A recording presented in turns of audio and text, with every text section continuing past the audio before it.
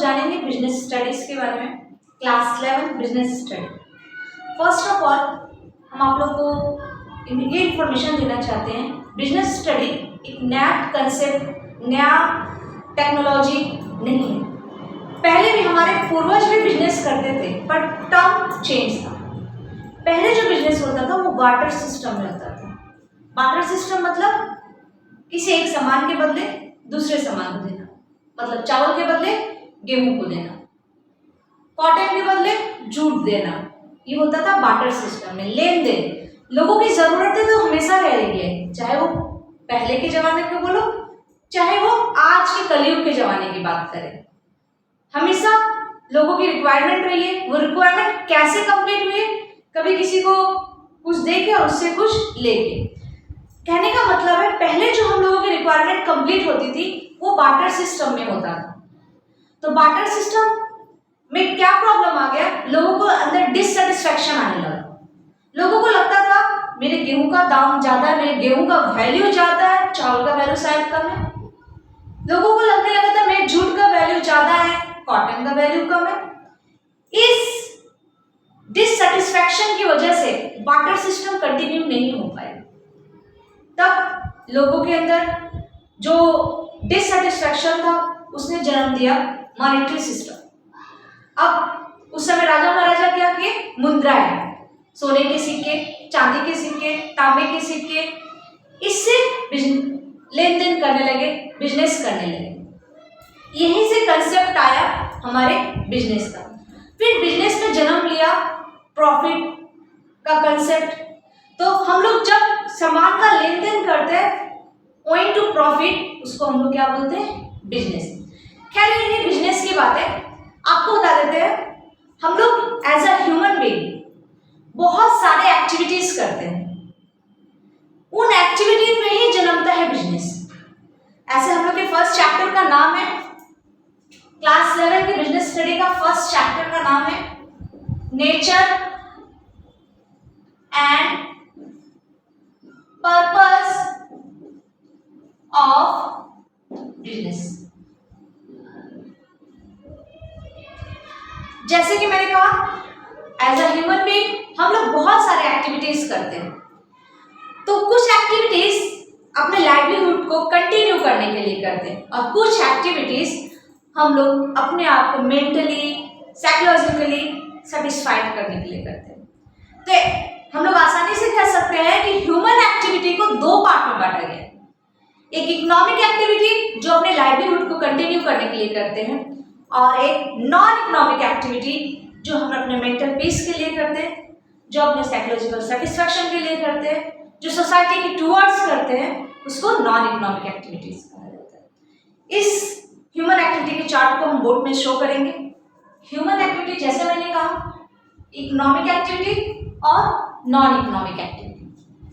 Economic activity जैसे मैंने कहा फॉर अर्निंग मनी, जिससे हम अपनी जीविका चला सकें, क्योंकि हर समय सोशल सर्विस करते रहेंगे तो काम थोड़ी ना चलने वाला है। सोशल सर्विस से पेट नहीं भरता।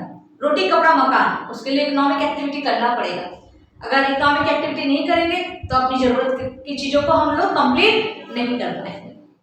Non economic activity for mental satisfaction, मन को सुकून करने के लिए हम लोग नॉन इकोनॉमिक एक्टिविटी करते हैं। आते हैं हम लोग इसके डिफरेंस। बहुत बार हमारे क्वेश्चन में पूछता है what are the differences between economic activity and non economic activity. Economic activity are those activities which are performed to earn livelihood. मैंने जैसे कहा टू अर्न लाइवलीहुड मींस रोटी कपड़ा मकान। Non economic activity out of love, sympathy, sentiment and देशभक्ति, patriotism. Economic activity का ultimate aim क्या है? इकोनॉमिक एक्टिविटी का अल्टीमेट मोटिव है to earn money. Non economic activity का क्या एम है? एम साइकोलॉजिकल सेटिस्फैक्शन, खुद को सेटिस्फाई। बहुत सारे काम हम लोग ऐसे करते हैं जिसमें हम लोग को मेंटल सेटिस्फैक्शन मिलता है, मन को सुकून मिलता है। It's called non economic activity. Example ले लेते हैं ना, टीचर टीचिंग स्कूल। अगर टीचर स्कूल में पढ़ाता है उसको सैलरी मिलता है, वो हो गया economic activity. But teacher teachers her own son, अपने बच्चे से थोड़ी ना वो सैलरी मांगेगा, अपने ये क्या हो गया? Non economic activities. Economic activity have three aspect: business, profession and employment. बार बार आप लोग से पूछता है एग्जाम में differences between business, profession and employment. इससे इजी लैंग्वेज नहीं होगा जो मैंने अभी आपको एक्सप्लेन किया है।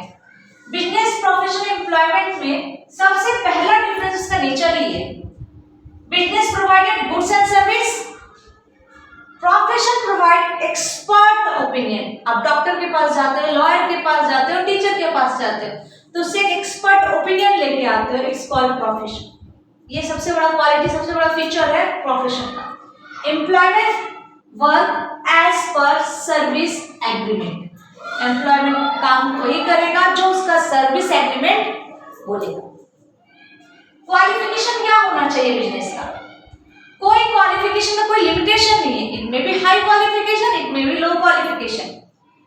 That's the reason no minimum formal qualification is required. Profession possess formal degree, then it can be a profession. Employment में क्वालिफिकेशन एज पर जॉब, जिसका जैसा क्वालिफिकेशन उसको वैसा जॉब। रिस्क, बिजनेस में हाई रिस्क रहता है।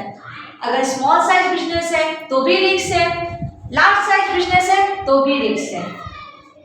प्रोफेशन में little risk. आप एक चेंबर खोल के बैठे हो, पेशेंट आ भी सकते हैं, नहीं भी आ सकते, इट्स अ लिटिल रिस्क। और एम्प्लॉयमेंट में नो रिस्क, जिसके अंदर काम कर रहे हो उसका पैसा उसका रिस्क।